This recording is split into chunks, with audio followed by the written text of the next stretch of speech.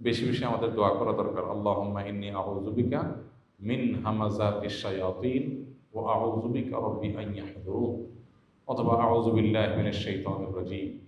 এটাই বেশি বেশি করে আল্লাহর কাছে পড়া দরকার, অর্থ সহকারে বুঝে বুঝে আল্লাহর কাছে শয়তান থেকে আশ্রয় চাওয়া দরকার।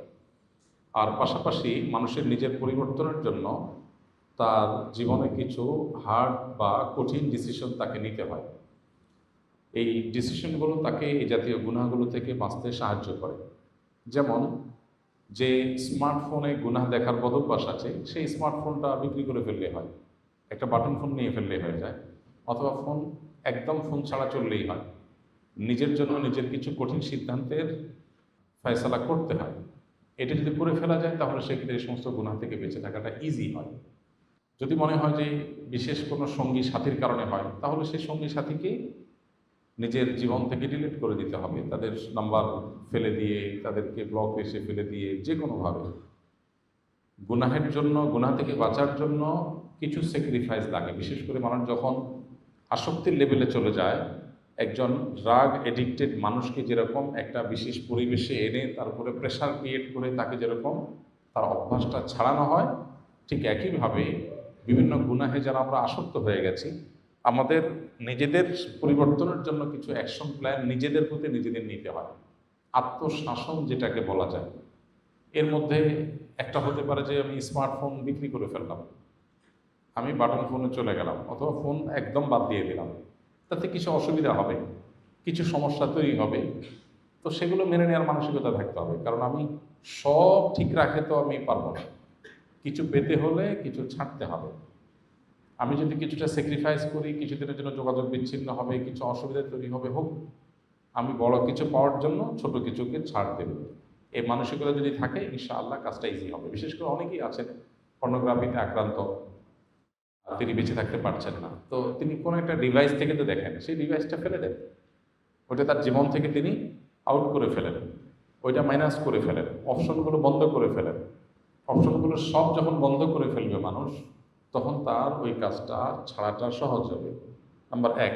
নাম্বার দুই, নেককারদের সান্নিধ্য, খুব আল্লাহ ভীরু, মুত্তাকি, পরহেজগার, যাদের দিলে আসলে আল্লাহর স্মরণই বেশি থাকে, যারা দুনিয়াদার না বরং দিনদার, আখেরাতমুখী, এইরকম মানুষ যারা আছেন, সেই মানুষজন, তাদের সোহবত, সাহচর্য, মানুষের গুনাহের ইচ্ছা মনের ভিতরে যেটা জাগে, এটা কমে যায়। আল্লাহ বলেছেন, ইয়া আইয়ুহাল্লাযীনা আমানু তাকুল্লাহ ওয়া কুনু মাআস সাদিকিন, হে ঈমানদাররা, তোমরা তাকওয়া অবলম্বন করো।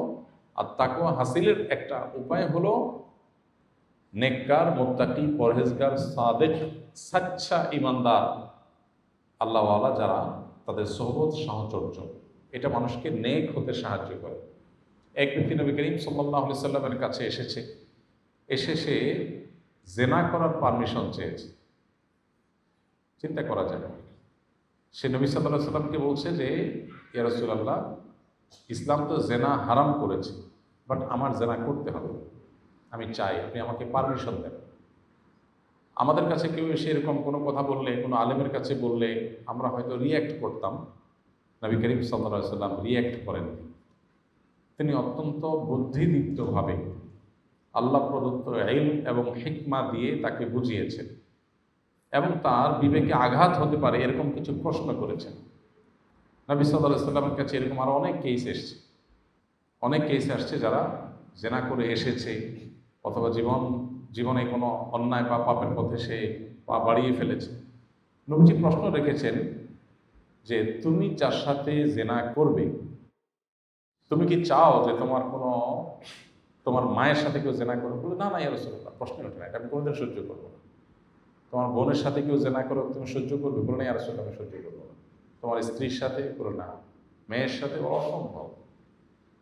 তখন নবী করিম সাল্লাল্লাহু আলাইহি ওয়াসাল্লাম বলেছেন, তুমি যে জেনা করতে চাচ্ছ, সেই মেয়েটা কারোর মা, কারোর বোন, কারোর স্ত্রী, কারোর মেয়ে, তো কিভাবে তুমি সেটা করতে পারো? নবী করিম সাল্লাল্লাহু আলাইহি ওয়াসাল্লামের এই মোটিভেশন। আর এর চেয়ে বড় কথা হলো, একটু আগে যে জেনা করার পারমিশন চেয়ে এসেছিল, নবী সাল্লাল্লাহু আলাইহি ওয়াসাল্লামের সামান্য সময়ের সোহবত এবং সাহচর্যে তার জেনা করবার আগ্রহটাই অন্তর থেকে হারিয়ে গেছে। তো এখান থেকে বোঝা যায় আল্লাহ নেককার বান্দাদের সাহচর্যে থাকলে গুনাহ করার যে অন্তরে খারাপ ইচ্ছা থাকে এটা দূর হয়ে যায়। তাহলে দুইটা অ্যাকশন প্ল্যান বললাম আমরা। এক হলো গুনাহের রাস্তা বন্ধ করে ফেলা, মোবাইলটা বিক্রি করে ফেলা, ডিভাইসটা সরায় ফেলা, একাকী থাকার মতো পরিবেশ আছে সেটা দূর করে ফেলা, একাকী না থাকা, নানানভাবে গুনাহের রাস্তা বন্ধ করা। বিশেষ করে জেনা এবং এই জাতীয় গুনাহের ব্যাপারে আল্লাহ তাআলা নির্দেশনা হলো ওয়ালা তাকরাবুজ জেনা, জেনার কাছেও যেও না, কাছেও যেও না আল্লাহ বলেছেন। আল্লাহ এই আয়াতে বলেন নাই ওয়ালা তাজনু, অন্যান্য জায়গায় আসছে বিভিন্নভাবে কোরআন হাদিসে, বাট এখানে আল্লাহ বলেন নাই ওয়ালা তাজনু, আল্লাহ বলেছেন ওয়ালা তাকরাবুজ জেনা। আল্লাহ বলেন নাই জেনা করো না, আল্লাহ বলছেন জেনার কাছেও যেও। অন্যান্য অপরাধের ব্যাপারে আল্লাহ এভাবে বলেন নাই। আল্লাহ বলেছেন লা তাকতুলু আনফুসাকুম, লা তাকতুলু আওলাদাকুম খাশিয়াতা ইমলাক, তোমাদের সন্তানদের তোমরা হত্যা করো না খাদ্যের ভয়ে, ভ্রূণ হত্যা করো না, গর্ভস্থ সন্তান হত্যা করো না। আল্লাহ তাআলা বিভিন্ন গুনাহের ব্যাপারে ডাইরেক্ট নিষেধ করেছেন। জিনার ব্যাপারে আল্লাহ এখানে এই আয়াতে বলেছেন জিনার কাছেও যেও না। কেন? কারণ আল্লাহ জানেন তিনি সৃষ্টিকর্তা, মানব প্রকৃতি তিনি জানেন, তার চেয়ে বেশি কে জানে? তিনি আমাদের সৃষ্টি করেছেন, আমাদের প্রকৃতির দুর্বলতা তিনি জানেন। এই জন্য তিনি বলেছেন জেনার কাছেও যেও না, কাছে গেলে তুমি আর রিটার্ন আসা কঠিন হয়ে যাবে।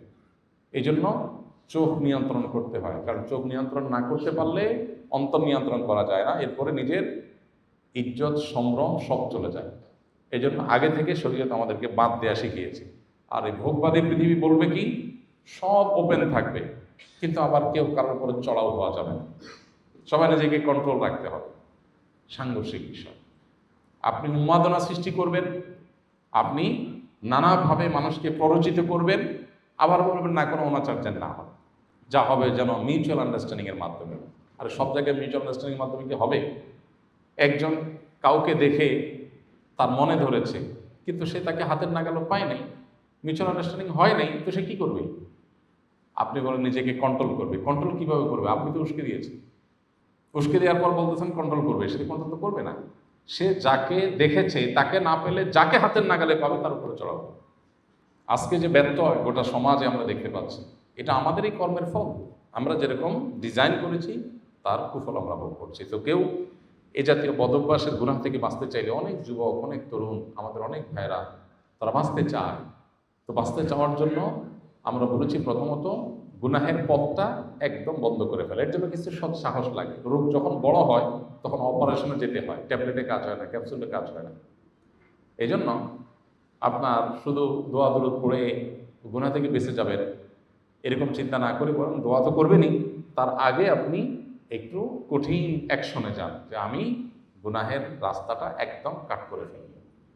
যে বন্ধু আমাকে খারাপ পথে নেয় তার সাথে সম্পর্ক একদম ছিন্ন করে ফেলবো, দূরে কোথাও চলে যাবো একদম, সে আমার আর খুঁজেই পাবে না কিছুদিনের জন্য। এরপর দেখবেন আস্তে আস্তে সহজ হয়ে গেছে। আর দ্বিতীয় বলেছি খুব নেককার আল্লাহ ভীরু মুত্তাকী মানুষদের সাহচর্য, তাদের সান্নিধ্য, তাদের মজলিস, এটা যত বেশি আপনি মেনটেন করতে পারবেন তত বেশি গুনাহ থেকে বের হয়ে আসা সম্ভব হবে। আর তৃতীয় হলো আল্লাহ কাছে চোখের পানি ফেলে দোয়া করা। আল্লাহ ছাড়া আসলে কেউই মানুষকে জাহান্নামমুখী কর্মকাণ্ড থেকে পরিপূর্ণভাবে রক্ষা করতে পারবেন না।